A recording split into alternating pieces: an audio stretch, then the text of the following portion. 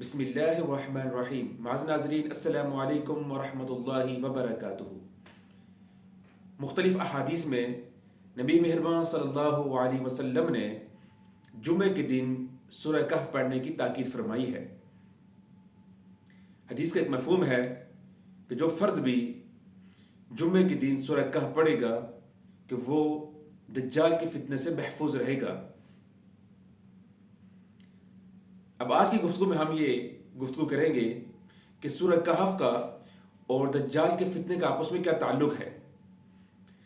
तो माज़र नाज़रीन, सूरह कहफ के अंदर 4 वाक़यात बयान हुए हैं। पहला वाक़या अस्हाब कहफ का है। कुछ नौजवान थे जो अल्लाह के ऊपर ईमान लेके आए थे, तो वक्त के बादशाह ने उनको तंग किया, तो वो सब कुछ छोड़ छाड़ के गार में जाकर उन्होंने पनाह ली और 350 साल तक वो सोए रहे। गोया ईमान की आजमाइश उनके ऊपर थी।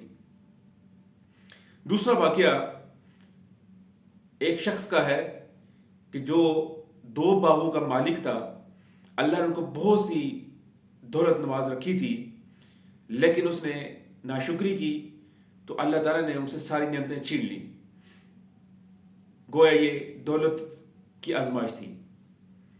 तीसरा वाक़या मूसा और खिज़र का है। एक दफ़ा मूसा अलैहिस्सलाम ने अल्लाह ताला से पूछा कि अल्लाह, क्या मुझसे भी ज़्यादा कोई जानने वाला है?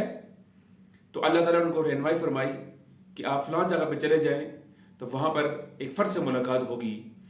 तो मूसा अलैहिस्सलाम चले जाते हैं और खिज़र रज़ियल्लाहु तआला अन्हु से उनकी मुलाकात होती है। तो फिर मूसा अलैहिस्सलाम इस बात को रियलाइज़ करते हैं कि वाकई अल्लाह ताला ही बेहतर जानने वाला है। गोया ये इल्म की आजमाइश थी। चौथा वाक़या हज़रत ज़ुल्करनैन का है। अल्लाह ताला ने ज़ुल्करनैन को बहुत ज़्यादा इक़्तिदार दिया हुआ था, मजबूत किस्म का इक़्तिदार दिया हुआ था, तो उन्होंने उस इक़्तिदार को बेहतरीन तरह से इस्तेमाल किया। गोया ये इक़्तिदार की आजमाइश थी। अब ये 4 वाक़यात हैं और 4 आजमाइशें हैं। जब दज्जाल आएगा तो वो इंसान को इन्हीं चारों चीज़ों के हवाले से आजमाइश करेगा। और दज्जाल यही 4 काम करेगा। सबसे पहले वो ये कहेगा कि मेरी इबादत करो। गोया ये ईमान की आजमाइश होगी। दूसरी बात ये कहेगा कि मैं माल दौलत दूंगा, हर तरह का पैसा मैं दूंगा, तुम्हें हर चीज़ दूंगा, और यहां तक कि अपने हुक्म से वो बारिश भी बरसाएगा। गोया ये दौलत की आजमाइश होगी। फिर उसके पास वसी इल्म होगा, वो हर चीज़ के बारे में बता दिया करेगा। तो ये गोया इल्म की आजमाइश होगी। और वो पूरी ज़मीन को अपने काबू में भी ले लेगा। गोया इख्तियार की आजमाइश उसके पास होगी। तो गोया दज्जाल का जो फितना है वो इन चारों आजमाइशों के तहत ही घूम रहा होगा। और अब ज़रूरत इस अमर की है कि अब हम इन चारों फितनों से अगर बचना चाहते हैं, दज्जाल के फितने से हम बचना चाहते हैं, तो फिर हमें 4 काम करना पड़ेंगे। वो 4 कौन से हैं?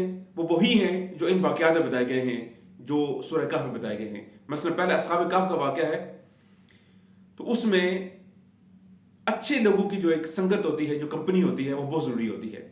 जिस तरह के वो 4 या 5 या 8 7 नौजवान थे जिन्होंने मिल के इसकी तरफ स्टेप उठाया और वो गार की तरफ जाकर उन्हें अपना ली। तो अगर आप ईमान की आजमाइश में हैं, दज्जाल आपकी ईमान से आजमाइश करना चाहता है, तो ज़रूरत इस अमर की है कि आप अच्छी कंपनी का इंतखाब करें, अहले ईमान के साथ, नेक लोगों से अपना रब्ता बढ़ा कर रखें। दूसरी बात, अगर आप दौलत की आजमाइश में हैं, तो फिर आप ज़िंदगी की हकीकत को समझें कि ये जो दुनियावी ज़िंदगी है ये बहुत ही मुख्तसर है, ये आजमाइश है। और यहाँ पर अगर बहुत ज़्यादा कुछ चीज़ें आपको मिलती भी हैं तो वो भी फ़ानी हैं।